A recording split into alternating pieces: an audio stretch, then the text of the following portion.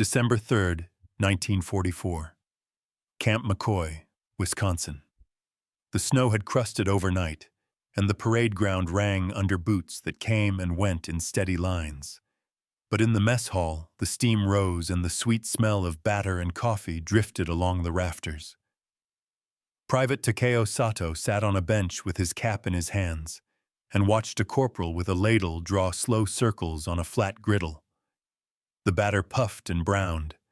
Then a gloved hand slid 2 rounds onto a tray beside eggs, a pat of butter, and a tin pitcher of dark syrup that poured like a ribbon. He had eaten rice with barley filler on saipan, millet when the sacks ran dry, and bitter greens boiled in brackish water when the cook section could eat to nothing else. Here a guard set the tray in front of him and nodded, and the knife the Americans gave him cut the butter in a clean line that melted and ran down the sides. He lifted the fork and tried to speak a thank you in English he barely knew. The words would not come. He took one bite.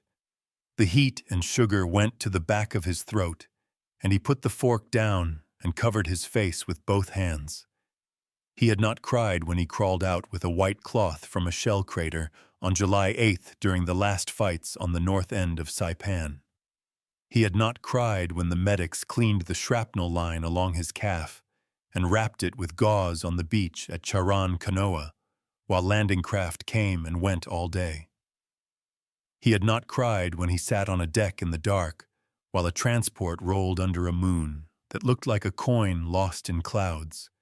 He cried now over 2 soft cakes and syrup in a warm room because his body was empty of salt and fat and sweetness, and had been for so long that the first taste broke something open. The corporal at the steam table looked over with a question in his face, and the interpreter who visited each compound most mornings said only that this sometimes happened, and that it would pass if the man was left in peace.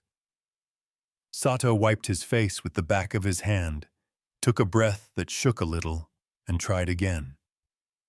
The second bite went down, then the third, and the coffee gave him a heat that settled near his heart. He looked at the room with eyes that could now take in more than the plate. The mess hall had rows of tables, electric fixtures with wire guards overhead, and a long clock that ticked on a wall painted the color of pale straw. He saw a chaplain with a book in a canvas cover, a medical sergeant counting spoons at the end of a line, and the same guard who had nodded at him now looking away on purpose. A small courtesy that let a man keep his pride. The guard spoke again when Sato rose. He heard the words slowly. "Take your time. There is more if you wish."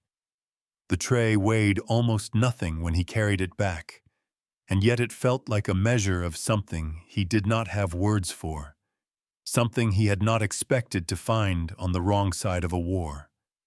The sweet taste in his mouth could not be separated from the larger world that had placed him in that chair. The camp at McCoy stood on land the Army used for training since 1909, with rail spurs that fed into the grounds, machine shops that kept trucks and generators running through the cold, and a layout of 5 fenced compounds that held different national groups in 1944. In the winter weeks when Sato arrived, the United States held hundreds of thousands of enemy prisoners across the continent in main camps and branch camps that stretched from Arizona to Maine. Most were Germans taken in North Africa, and then in the long push through Italy, and later in the fighting in France. Italians were next in number, many of whom would later serve in work units with special status. Japanese prisoners were few by comparison, because men in his army had been told to die rather than surrender, and because many had done exactly that on islands, where the last days of battle often ended in charges that left no survivors. At McCoy, the Japanese compounds numbered only in the thousands across the entire war, and at times only in the hundreds on a given day. A tiny fraction amid a system that by the spring of 1945 would reach well over 400,000 Axis prisoners in all.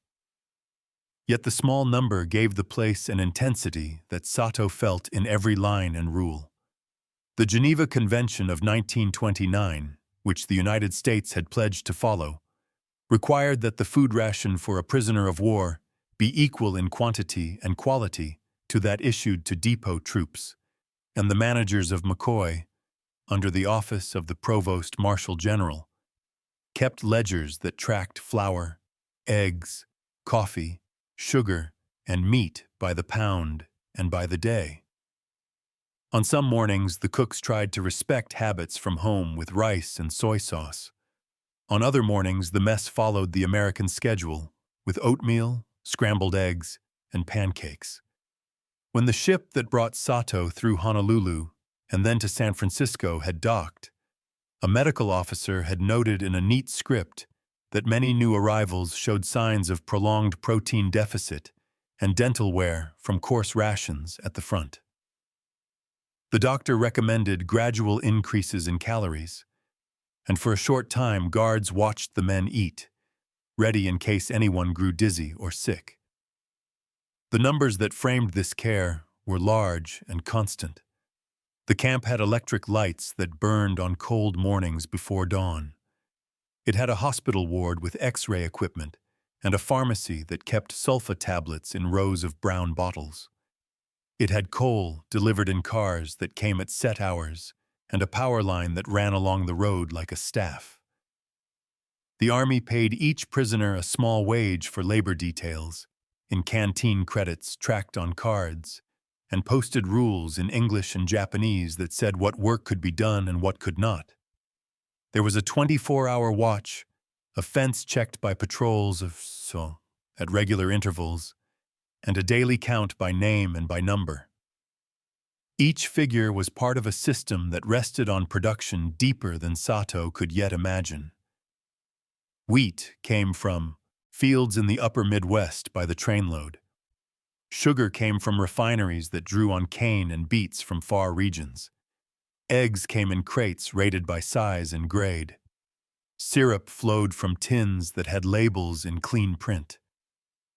The path that led to his plate that morning started at farms, sawmills, engine shops, and rail yards drawn together by schedules that held through storms and holidays. The scale of it did not fit the words he had been taught to say about his enemies. He had been told they were soft and lazy and split by race and greed. He weighed the fork in his hand and thought that whatever they were, they could make a room warm and fill it with food in the middle of a Wisconsin winter, and that this was a kind of power that could not be argued with. He kept his eyes low as he walked back to the barracks with the rest of the detail. He tried to place each step by habit, as if he were still on a coral road where a wrong stride could find a shard of shell that would slice a heel. The floorboards here did not bite, and the air smelled of soap. He sat on his bunk and opened the small notebook the Red Cross had given him on the day he signed the card that set his name in Roman letters. He copied the date and the word McCoy in his best hand, and then wrote that he had eaten cakes with syrup, and that they were very sweet and good. He wrote that he had cried, and that he was ashamed, but that his body had done it without his consent. He wrote that his hands shook for a time, and that after the meal his head felt clear for the first time in months. His right leg still throbbed where a sliver of metal had gone in near the calf in late June, but the ache seemed at a distance. He had a memory then of a morning on Saipan when the cook section had tried to make millet porridge in a can that had once held American lard. The hungry had crowded around with cups, and the corporal had tried to keep order and had failed. He had lifted the cup to his lips and tasted only smoke. That scene had come and gone in a minute, swallowed by a day of noise and dust and fear, and now he held it against this morning, where the food came in a line, and the guard did not push, and the cook smiled without triumph. He did not write the names of the men he missed. He did not write about the last line of his company roster that he had seen blown into the air like leaves. He wrote only that he felt weary in a good way and that he thought he could sleep. He lay back then and listened to the building. The stove near the door gave a steady tick as the iron cooled. Someone coughed. Someone turned a page. A far voice sang a tune from home so low that it was almost a hum. He let his eyes close and felt the strange weight of a full stomach. And the last thing he thought was that his mother had once given him a bit of sugar on a New Year day when he was small, and that the sweetness had made him laugh. He tried to fix that memory in place because it felt clean and because it belonged to a time before war. Beyond the barracks, the world moved in lines and figures that did not rest for personal sorrow. The army counted prisoners as carefully as it counted trucks and sacks of flour and fuel drums. It moved men across oceans in ships that sailed in escorted groups and then fed them into rail lines that fanned across the country like ribs. Camp McCoy was not the only site to hold Japanese prisoners, but it was the main point in the upper Midwest and had compounds that could separate nationalities and groups as policy required. The watch schedule set 2 men to a post at each corner and 1 to a patrol between, with relays that turned every 2 hours in cold weather. The quartermaster kept ledgers that assigned blankets, boots, and soap by the hundred and food by the ton. In nearby towns, the army contracted with canneries and sawmills for labor details, under the rule that prisoners could not be used in any work tied directly to combat production. Under those contracts, men from the compound went out under guard to cut pulpwood, pick beets, or move crates. And at day's end, the same guard checked them back under floodlights that made night look like late afternoon. The chaplain noted in his weekly report that some of the new arrivals had been told that Americans would starve them or kill them on sight, and that the first days often brought a silence that only broke with the shock of food and warmth. The medical section tracked weight gain in 5-pound steps and counted fevers and infections. The figures improved week by week. The Provost Marshal's office in Washington printed bulletins that spoke of the entire system in even larger terms.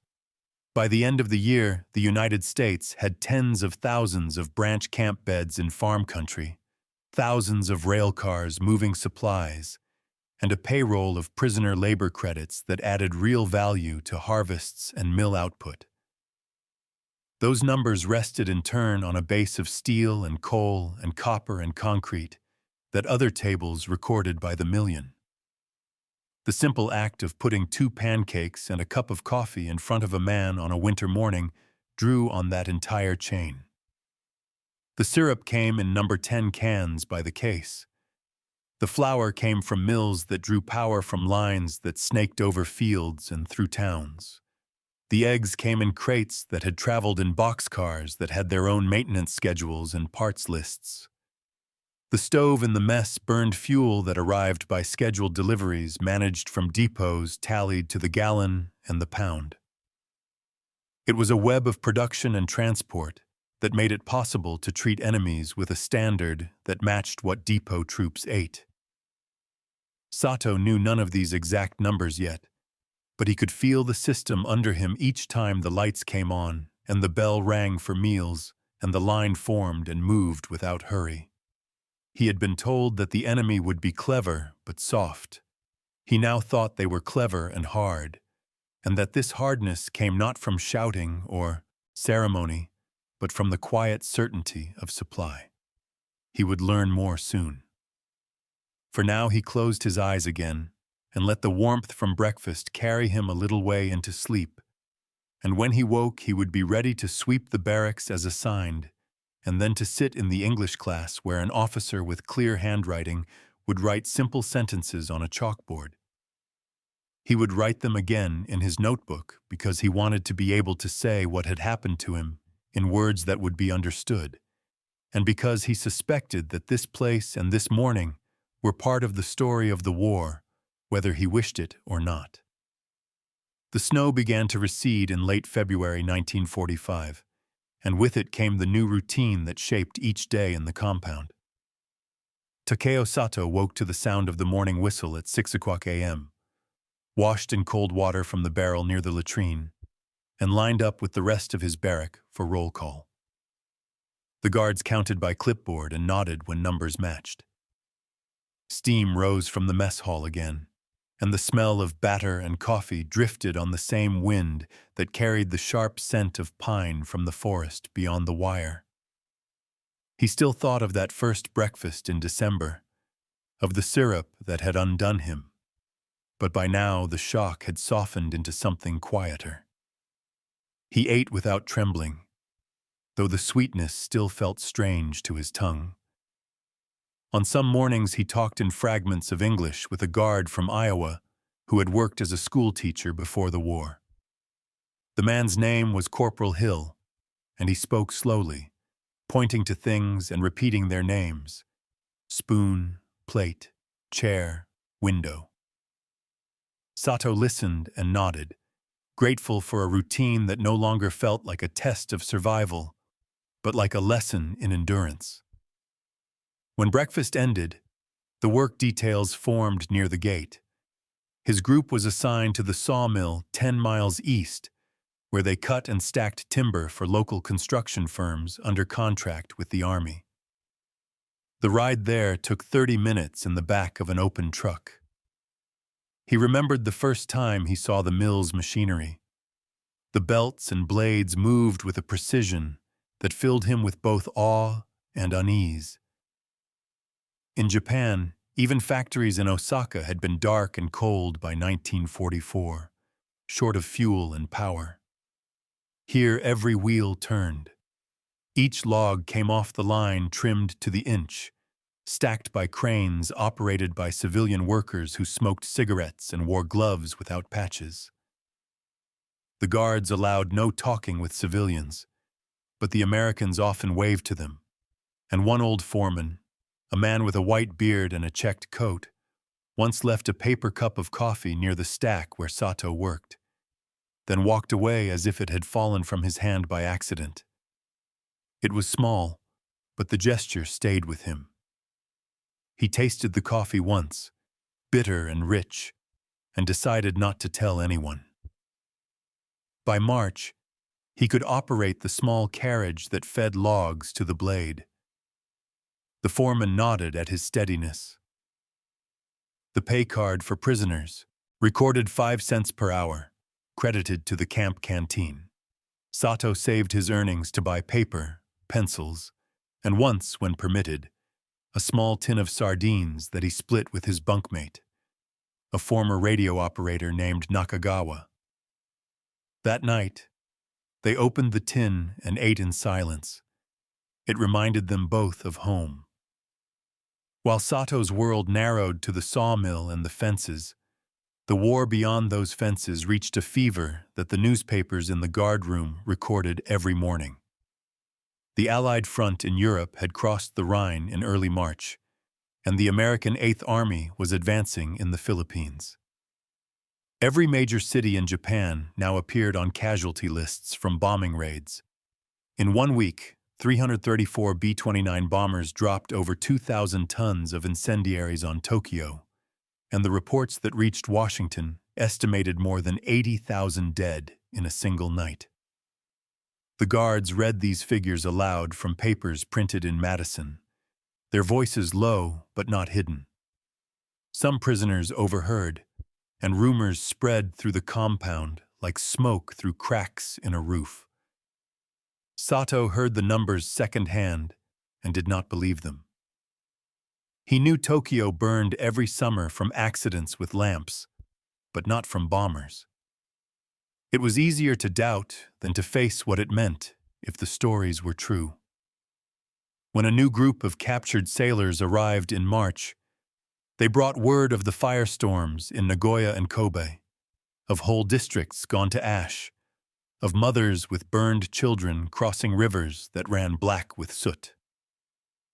The men spoke in broken tones, and would not eat for days. The camp interpreter confirmed the reports as true, reading from American bulletins that listed the attacks in detail. That night, Sato sat on his bunk and stared at his hands. He thought of his home in Yokohama, of his mother's small shop near the harbor where she sold paper goods and ink, and wondered if it still stood. The barracks fell silent except for the creak of beds. Someone whispered a prayer. Outside, snow melted under the floodlights, and somewhere far off, a train horn echoed over the fields. It reminded him of the transports he had seen in Saipan, carrying wounded men away under white flags that never reached the ocean before shrapnel tore them apart. Now he was safe in a place where even prisoners could sleep through the night, and he could not make sense of it. The spring of 1945 turned the land green again. Work details continued under warmer skies. At the sawmill, production increased, and the Army reported that POW labor had saved over $2 million in wages nationwide. The statistics filtered down through officers' briefings. The United States now held over 425,000 Axis prisoners in 511 main and branch camps across the continent. Of those, barely 6,000 were Japanese, a number so small that the administration treated them as exceptional cases. Each camp kept bilingual pamphlets on conduct, hygiene, and post-war education. Sato attended evening classes run by a civilian instructor from the University of Wisconsin who taught English and geography. He learned to say simple phrases like, "I am fine," and "It is cold today." The teacher once brought a map of the world and pointed to Japan's shrinking borders. The red lines that marked the empire's holdings had retreated to the home islands. Sato traced them with his eyes, but said nothing. When the instructor asked each man to write what he wished to do after the war, Sato wrote that he wanted to work with machines, because machines obeyed reason and not politics. He did not know if he meant it, but the teacher smiled and said it was a good answer. In early May, as Germany surrendered, the guards allowed a small ceremony. The news came over the camp loudspeaker. Some of the German prisoners sang hymns. The Japanese compound stayed quiet. Their war was not over. That night, the chaplain visited the Japanese barracks and spoke through the interpreter about peace and reconstruction. He quoted scripture, then paused and said softly, "No nation can build on ashes alone." Sato did not understand all the words, but he remembered the tone. It was not triumphal. It sounded like exhaustion. The next morning, breakfast included a treat: canned peaches served cold. Many of the men smiled for the first time in months. Sato ate slowly and thought of how many of his countrymen were now hungry. The sweetness felt heavy on his tongue, but he did not turn away from it. It had stopped feeling like an insult and started to feel like survival. By June, the administration transferred Sato's work detail to a nearby farm where the harvest season was beginning. The trucks carried them past barns painted red and fields that seemed to stretch forever. Each man was given gloves, hats, and canvas sacks. They picked beans, stacked hay, and dug irrigation trench under the sun. The farmer's wife brought them water with slices of lemon floating in it. She spoke kindly, though they did not understand. Her children watched from the porch, curious but unafraid. The contrast with everything Sato had been told about Americans was complete. He remembered a propaganda booklet issued in 1943 that showed caricatures of American soldiers as brutes with darkened faces and crude laughter. The people here looked ordinary, even gentle. He began to think that the strength of America came not from cruelty, but from something else he could not yet name, a kind of abundance that made generosity possible. On Sundays, when work rested, the guards let them walk the perimeter road in pairs. From the hill beyond the fence, Sato could see a line of telephone poles stretching into the distance, wires glinting in the sun. He tried to imagine how many wires there must be in all of America, how many lines carried power, words, and light. He thought of the ships that had brought him here, the trains, the mills, the factories, the food. The scale of it filled him with both fear and admiration. He began to understand why his country had lost. Not because its soldiers were weak, but because its world was small. The pancakes and syrup he had eaten in December were not a trick. They were the proof of a civilization that could feed even its enemies without losing itself. When he returned to the barracks that evening, he wrote in his notebook, "Their power is not in their weapons, it is in their ability to give." He underlined the sentence twice, though he did not yet know what it would mean for his future. By July 1945, the heat pressed down on the camp by noon, and the work details returned with shirts dark at the back and hats damp at the brim. Takeo Sato woke before the whistle most mornings now, not from fear but from habit, and lay still for a moment to listen to the small sounds that measured a safe place. The stove ticked as the last coal settled. Someone at the far end of the barracks turned a page. A swallow made a scratch of noise under the eaves. Breakfast still began with coffee and bread, sometimes with oatmeal, sometimes with eggs, and once or twice a week with pancakes and syrup that drew a line straight back to December in his mind. The first time the sweet plate had broken him open without warning. Later mornings it steadied him. He learned to eat slowly and to drink water with the coffee. He watched the others and saw how some men held very still over their trays when the syrup poured, as if the smell alone might undo a wall they had worked hard to build. When that happened, the guard on the line looked away, and the interpreter said nothing. There was a knowledge in the room that hunger was not only a number of calories, but a record of months and years in the body. Sato did not wish to be seen as weak, but he had decided that tears did not make him less of a man in this place. He ate and he did his shifts and he wrote his cards to the Red Cross that went out once a month through channels he could not see. On Sundays, he washed his shirt by hand and hung it in a line strung between bunks with permission. The cotton smelled of soap and sun. Once in July, the chaplain came with a small stack of Bibles and a thin book of Japanese grammar for the class. He set the books down and spoke to them through the interpreter in a voice that carried without force. He said that Saipan had fallen a year ago and that Okinawa was over now as well, that the newspapers said the fighting there had cost more than 12,000 American dead and far more Japanese dead, and that he prayed their families would find them alive when the war ended.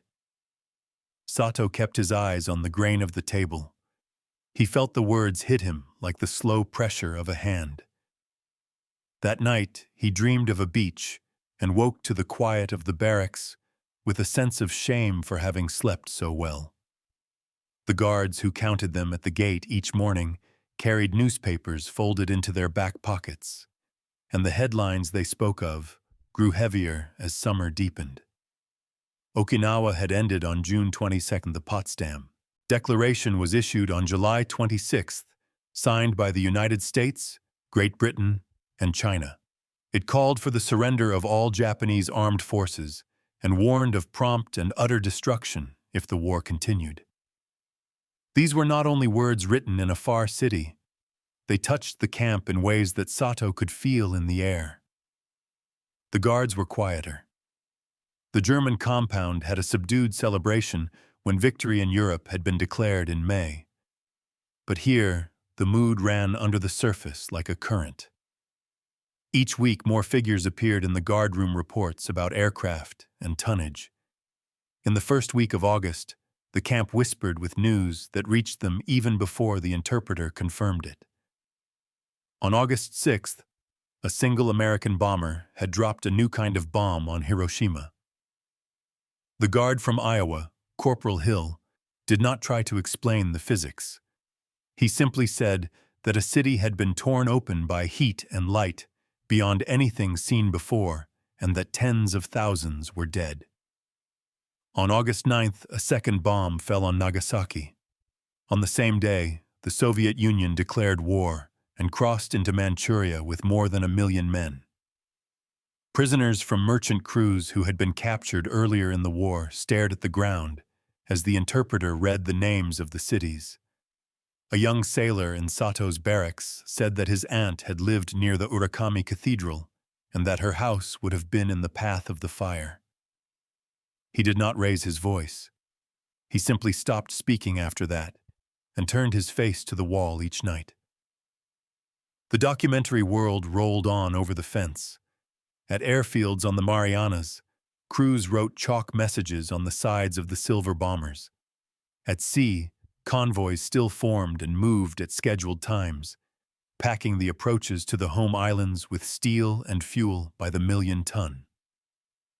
On August 14th in Washington, which was August 15th across the international date line in Tokyo, the emperor accepted the terms of the Potsdam Declaration. The camp loudspeaker carried a short bulletin that evening from Madison that began with the words, "Japan has accepted." In the Japanese barracks, there was no cheering. Men sat with their hands flat on their knees and looked at the boards of the floor. The chaplain walked the rows with the interpreter and said that the war was over, and that for many of them the longest part would begin now. He did not mean the days in the camp. He meant the long walk back into life.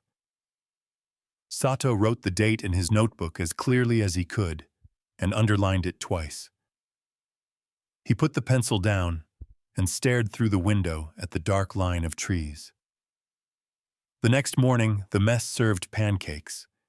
It was an ordinary menu decision, not a ceremony, but it did not feel ordinary at any table. The cooks filled the griddle and moved with the rhythm of repetition.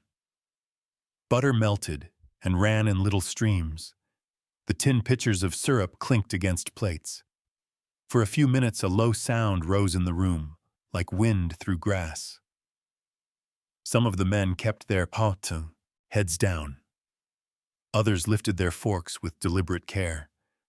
A few swallowed and then wiped their eyes with the backs of their hands.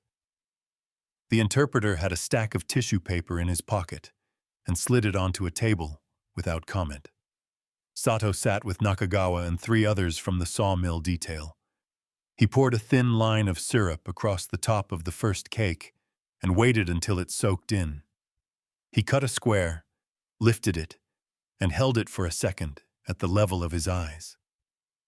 He thought of the mechanics of this food, of the wheat that had been planted in autumn and slept under snow, of the mills that had turned grain into flour, of the trucks and rails and ledgers that had moved it through yards and depots to reach this griddle at this hour. He thought of the farms in Hokkaido, where wheat grew in smaller fields, of the shortages that had begun long before he left home, of the ration lines in Yokohama where his mother had stood. He put the bite in his mouth and tasted sweetness, salt from the butter, heat from the plate. He felt his throat work, and he closed his eyes for a moment and put the fork down. Nakagawa did not speak. They ate and drank their coffee, and when they finished, they stacked the plates as they had been taught, wiped the table, and returned their trays. Outside, the air had the clean smell that comes after rain. The guard at the door looked at them with a face that held relief and worry at the same time. Sato understood. He had been a soldier. He knew that relief and worry often traveled together. Work details resumed that afternoon, because routines kept men from sinking into thoughts that swirled without end. The trucks took them to a storage yard where they stacked lumber under a roof that clicked in the sun. The old foreman from the sawmill came by with a clipboard to inspect the bundles. He did not speak to the prisoners directly, but he nodded when he passed. On the ride back, a boy on a bicycle paced the truck for a few yards, grinned, and then fell back. It was a small thing, but it felt like the first mark on a new page. The larger system that fed and housed them did not stop with the surrender. It shifted. The office of the Provost Marshal General sent circulars that set out the stages of repatriation. First would be the sick and the wounded, then those whose homes lay in the worst damaged cities. Rail lines that had brought prisoners from ports to camps would now carry them back in the other direction. Ships that had once crossed with tanks and trucks would now return men to Asia by the thousand. The figures were clear. Across the United States, there were still more than 370,000 prisoners of war on American soil in August 1945, most of them Germans and Italians, with the Japanese a very small part of the total. Repatriation would move in waves for months. Camps like McCoy would serve as staging points where records were checked, medical exams given, and rations packed for travel. The rules under the Geneva Convention still applied. Prisoners were to be given clothing fit for travel, pay statements, and documents of identity. The Red Cross would coordinate mail and tracing requests. The War Department calculated the tonnage of food and fuel needed for this new traffic in precise tables. Coffee by the ton, flour by the ton, meat in quarters and cans, coal by carload. A quartermaster officer in the camp showed the chaplain a typed sheet that projected shipments by week through November. The chaplain later mentioned the sheet to Sato, without giving details, and said only that nothing this large moved without planning, and that planning was a kind of mercy in itself, because it meant someone had thought about what would happen to men they did not know. In the barracks, talk turned to home. One man said he feared the docks where he had worked in Yokohama would be ruins. Another said he did not know if his wife still lived in Nagoya. A third said quietly that his parents had written once from Hiroshima the year before, and had not written again since spring, and that he would not ask the chaplain for news because he did not want to learn from an American voice what he could not bear. Sato listened and said little. At night, he lay with his hands folded on his chest and tried to picture the street where he had grown up. He could not. It would come and then slide away. In the day, he kept to the routine. He lifted and stacked and counted. He went to class and wrote simple sentences in a straight line. He stood in the mess line and accepted a plate, and when the pancakes came again a week later, he ate them without shaking. The sweetness still surprised him. He did not turn away from it. He had decided that to turn away would be to turn back into a smaller world, and that he could not do. September 1945 brought wind through the pines again, and the first sharp mornings of autumn. The war had ended, but Camp McCoy still hummed with the same mechanical rhythm. Trucks rolled to the gates. Guards stood in pairs with rifles held easy but not forgotten. Takeo Sato's barracks no longer locked at night. The rules had eased, though not the schedules. Every morning the loudspeaker called the roll. Then a voice in English read the list of names bound for transfer. Men packed what they owned into cardboard boxes tied with twine. Letters, notebooks, shirts marked U.S. Army property. Each box bore a Red Cross label stamped with destination ports. For the Japanese prisoners, these were mostly San Francisco or Seattle, from which ships would sail under neutral escort toward Yokohama. Sato's name was not yet on any list. He watched others leave, shaking hands in quiet farewells that felt both temporary and final. The interpreter said the first ships would reach Japan by late October.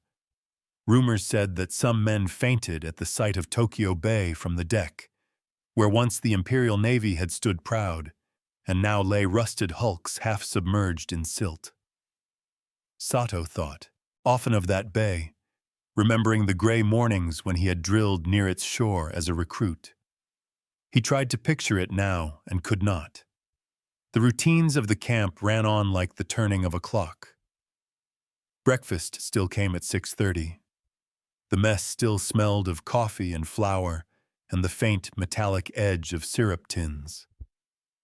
The cooks had changed from soldiers to civilian employees, and they sometimes played a radio in the kitchen that carried music between news bulletins. Sato recognized few words, but the melodies stuck in his head. He worked now in the camp laundry, folding and stacking uniforms by size. His hands had regained strength, and the ache in his leg from saipan had faded. He moved easily through the rows of steaming pipes, the hiss of valves, and the thump of washers sounding like the engines of a ship. Sometimes he caught himself thinking of home not as a distant dream, but as a problem to be solved. Where to go, how to live, how to explain his capture. The word POW had a taste in Japanese culture heavier than defeat. It meant shame. He knew that letters had been written by families asking that the names of their captured sons be removed from temple rolls until proof of death. He wondered if his mother had done the same. He planned to bring back something to show he had survived with dignity. A record, a photograph, perhaps the small English certificate from the camp school. He attended every evening lesson. The teacher, Mrs. Keller, was a thin woman with gray hair pinned up and a patience that never broke. She taught them to read simple sentences from a book titled Our America.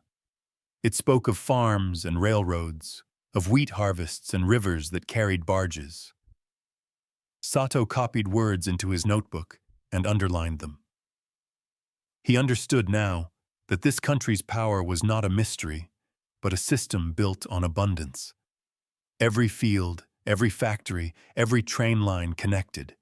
The pancakes, the syrup, even the soap on his hands were proof of that order. Outside the fences, the United States turned its attention to peace. Soldiers came home by the million. Magazines showed smiling faces, new cars, and talk of housing booms. Yet the POW camp stayed busy through the end of the year. There were medical checks to complete, inoculations to record, and inventories to balance.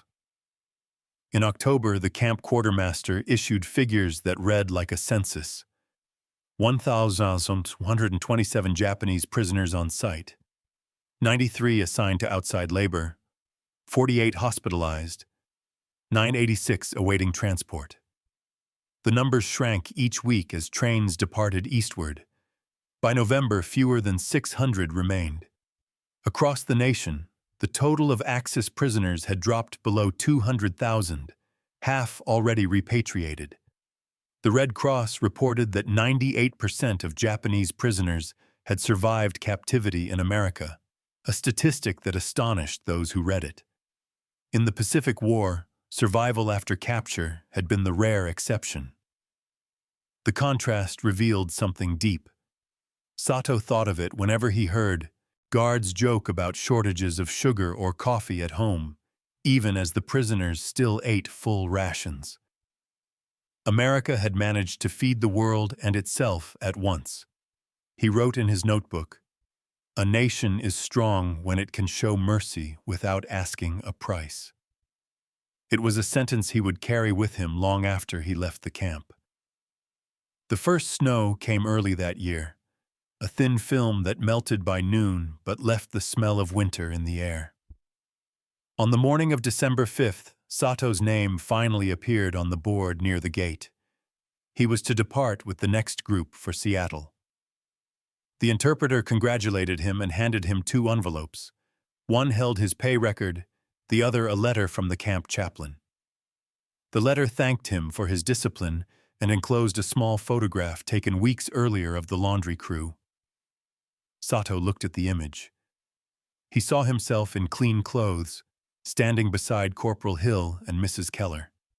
They all faced the camera straight on, neither smiling nor stern, simply present. It was the only photograph taken of him since before the war. He packed it carefully in his notebook. That evening, the kitchen staff served a farewell meal: roast beef, potatoes, and at the end, pancakes with syrup and butter. No one spoke for a while. Then one of the guards raised his coffee mug and said quietly, "Safe voyage, gentlemen." The interpreter repeated it in Japanese. Sato lifted his cup. The coffee smelled of burnt sugar and warmth. He felt a lump rise in his throat, but swallowed it back. He would not cry this time. He ate until the plate was empty, every bite tasting of endings and beginnings at once. When lights went out, he lay on his bunk and thought about the journey ahead. The ships that carried them home would cross the same Pacific he had crossed as a captive. But this time the decks would be open and the guards unarmed. He imagined the shoreline appearing at dawn, gray hills behind the harbor, cranes standing over ruins that had once been streets. He did not know what would come after that. Yet he knew one truth as clearly as the stars above the camp fence. He had seen the face of his enemy, and it was not hatred. It was power harnessed to discipline, industry joined with compassion. The pancakes and syrup that had once broken him had also rebuilt him. They were, in their small way, the taste of a world rebuilt on mercy and production, on the strange grace that could follow total war. The train pulled out before sunrise on December 6, 1945, a long string of olive cars that glowed at the windows and showed faces in brief frames as the cars curved past the last floodlight at Camp McCoy. Takeo Sato sat by a window on the right side and held his envelope with papers in his breast pocket and the chaplain's photograph inside his notebook. The car was a pulled passenger coach with a coal stove at one end and canvas racks above the seats for the cardboard boxes that held a man's small life.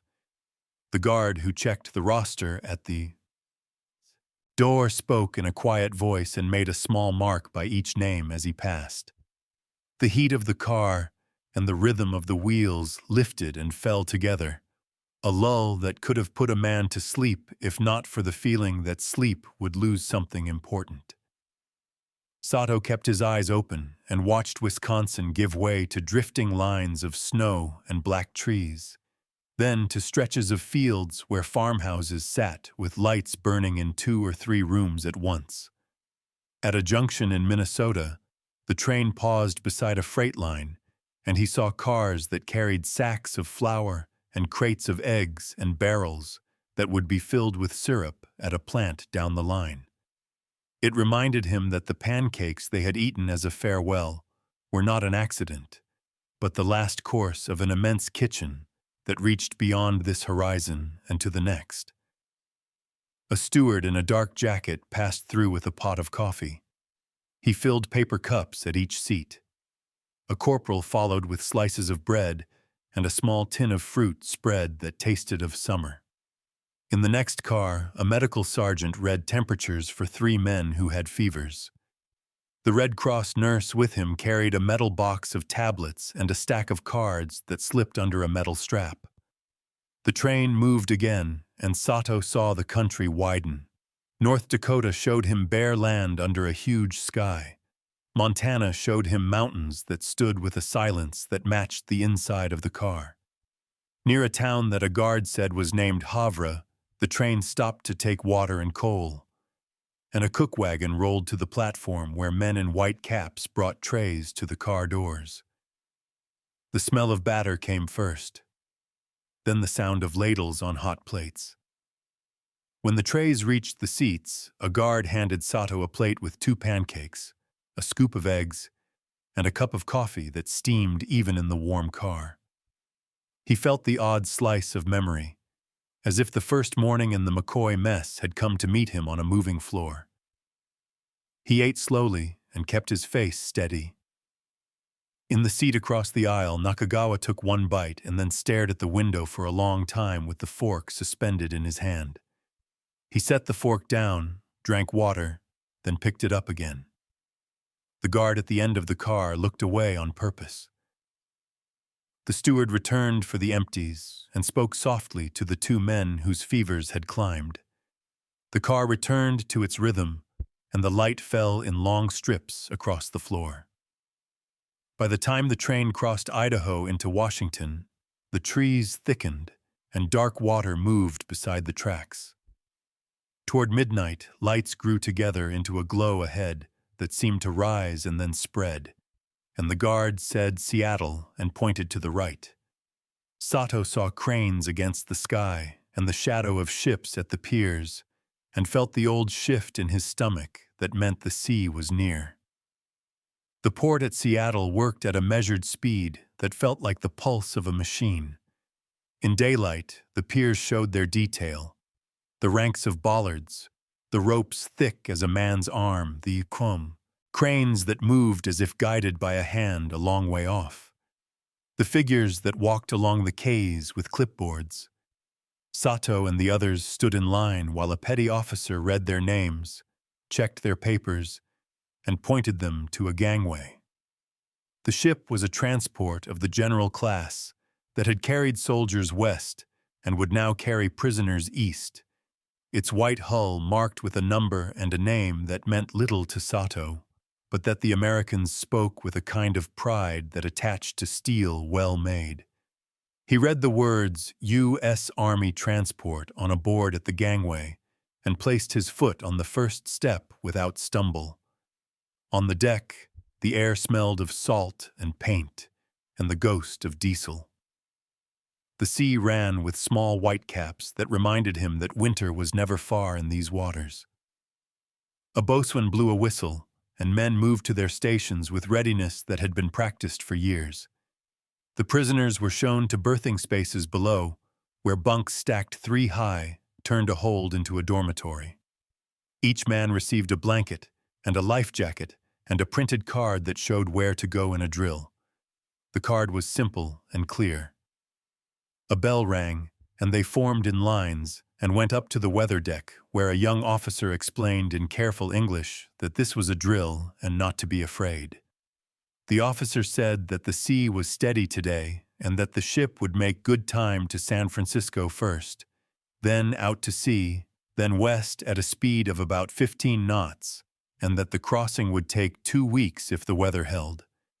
He said that the cooks would feed them 3 times a day, and that water would be rationed for washing, but not for drinking. He said that the Department of the Army was responsible for their safe return, and that they would be treated with dignity as long as they followed the rules. The interpreter stood beside him and repeated each point. The words had the ring of a manual and the sound of a promise. When the drill ended, the men returned below, and the ship eased from the pier with a low note from its horn that vibrated through the steel. Sato felt the deck change under his feet and knew they had parted from the land. He went to the rail as the skyline slid away, towers and cranes and a curve of shoreline that diminished with a finality that pressed on his chest. He thought of the voyage that had carried him east as a prisoner and how different it had been. On that deck, he had crouched in a space that smelled of oil and fear and the sharp metal scent that never leaves a transport. He had not seen the sky. On this deck, the sky was wide, and the guard who stood near him kept his rifle slung and his eyes on the sea rather than on the men. The difference was so large that it seemed to erase the need for words. He stood until the cold bit his ears, then went below to the mess line where a cook with a striped apron slid a tray across and filled it with stew, bread, and a square of cake that tasted of cinnamon. The coffee was strong. He drank it and felt warmth move through him, and thought that the taste of sugar had been placed at the end of yet another long chain that started in fields and moved through mills and warehouses and ships, a chain that the United States had kept strong while fighting on two oceans.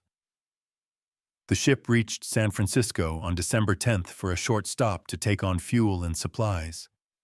Sato saw the long span of the bridge high above the bay, a red line that caught light even through mist, and the hills that rolled like the backs of sleeping beasts.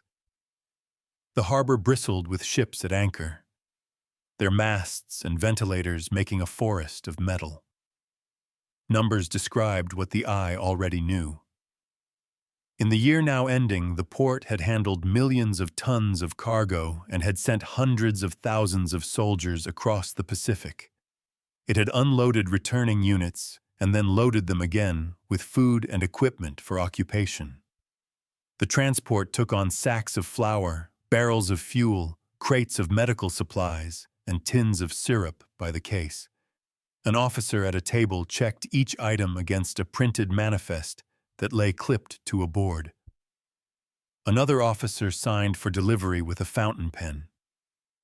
A Navy tug nosed the ship to its berth and then pulled it out again when the loading was done.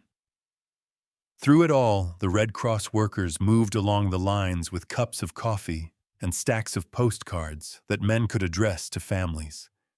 Sato took one card and wrote to his mother in careful script. He wrote that he was alive and in good health and on a ship bound for Yokohama, and that he hoped to find her when he arrived.